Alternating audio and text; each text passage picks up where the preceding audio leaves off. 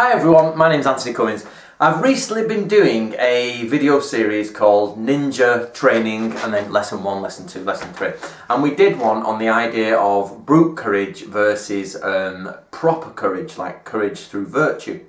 And the lesson is there, you can go through it, just go through my series. But one question came up on there, and it was about the courage. How do you get...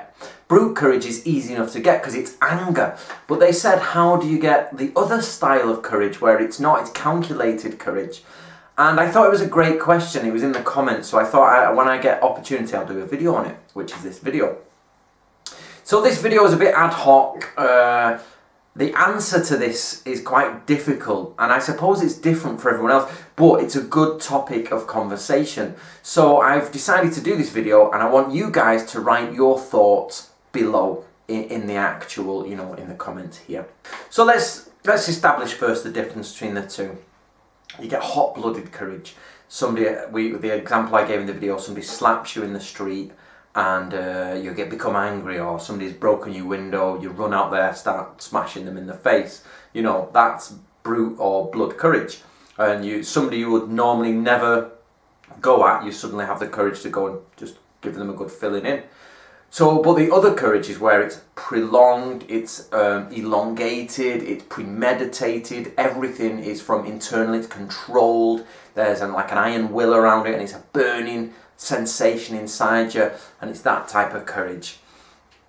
Now there's a few factors, there's no definitive answer for this, but I think there's a few factors here, and one of them I think is definitely loyalty. Loyalty will give you courage because you love something more than you love yourself. Now I always find that everybody finds samurai loyalty or ninja loyalty as cliche. And whenever you read these manuals, I'm guilty of this, it says, oh, you must be loyal to your Lord and loyal to this. And it becomes a little bit cliche. Even one of my friends, a very close friend of mine, he's like, I don't believe in it, Anthony, I don't believe in it. And then I say to him, but he's the head of a school, a Japanese school, and he's Western. And his sensei's picture is on the wall. You would never dream of saying anything against his sensei. So I say to him, what about your loyalty to your school and your loyalty to your sensei? And he sort of looks at me and goes, yeah, all right, I'll give you that. And the idea is, if you've got real loyalty towards something else, it without doubt gives you courage to defend it or to fight it. Now, for example, obviously lots of people like football, that's soccer for Americans, soccer clubs or American football clubs, and they have this loyalty. And what it does is it gives you this brotherhood environment, this bravado, where boys get together and they have a single crest. So, for example, a football shirt, but in samurai times we're talking about the crest, the kamon. And then they have, the head people there in the football team, the superstars, if you will, or the focus, which they give their loyalty to. And with samurai, this would have been their lord, there's the lord. And back in the Sengoku period days, you may have got to speak to the lord. It wasn't quite like the Edo period. It was a much more free, because you were actually at the battle with a lot of them. They'd have to get to know their men.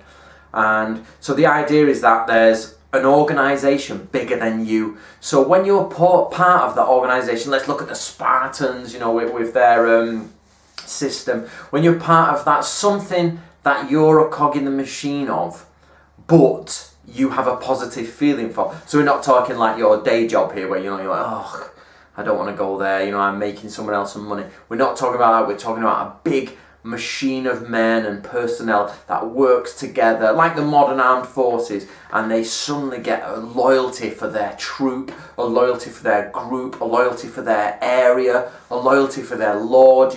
This is the same idea, that if you're brought up in a military society where it's men together and everybody chips in and everybody is trying to be not better than everyone else, but everybody's trying to succeed and be the first and be good at what they do, and with a strict discipline code, and I think bravery starts to appear. So, excuse me, the question is like, how do we do it today? How do you get this courage? And I think it's a bit more difficult today because you don't have this idea of groups of hundreds, if not thousands of men working together in close relationship and, for a cause.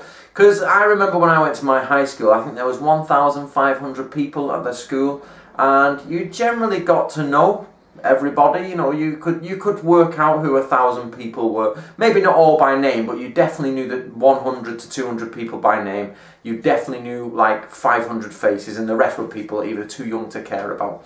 But I feel it'd be the same in samurai society. There are a few hundred people in your domain, maybe a few thousand that you're absolutely, you know the faces of, you're used to, and you have them to back you up.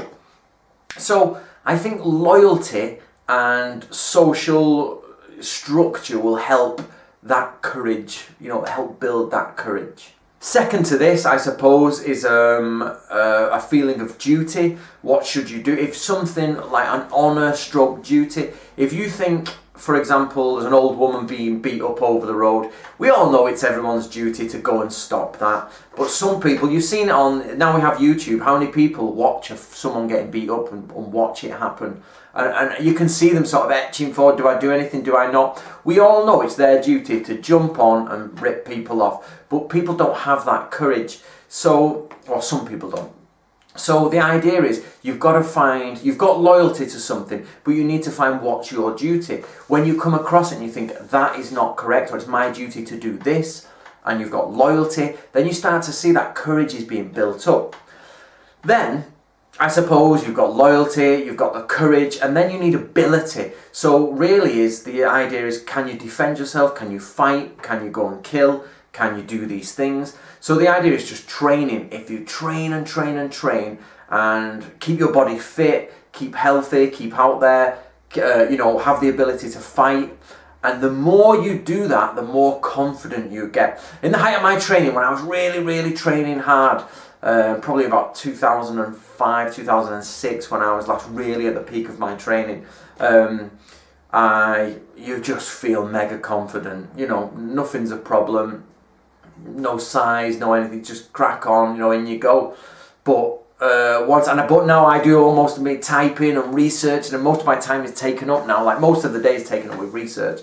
Then of course your ability levels drop, and as my friend likes to say, you don't rise to the occasion, you drop to your level of training. And this idea that people think, oh, but when the time comes I will be able to jump in there and I will rise to the occasion. Well, the actual truth is it's the reverse. You drop to the level of your training. So what you think you are aware, yeah, I'll be able to do this, I'll be able to do that. The actual physical result is where you were last training at, what's the level you were last training at. So we've got loyalty. Once you've got an absolute, desire to follow something or someone, it builds confidence. When you've got a duty, you've got a clear idea of what you should be doing. This builds a bit of courage. And when you've got skills behind it, this will add to confidence and courage.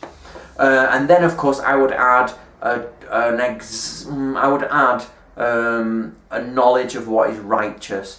I think deep down people who do evil or bad or incorrect things know it's wrong, and they tend to, even though they're brave in a way that they go out and they will thieve and they will rob and they will be breaking into your house, that is a form of bravery. They know they're in the wrong, so it's a skulking in the corner type of bravery. Whereas if you know you're in the right, it's a I'm in the light type of bravery. Even if I go down here, people afterwards will think, no, that man was right. That was correct. So I hope that answers the question for the person who put it up there, and I hope that gives you something to think about. So just remember, I think it's we're in Book of Samurai.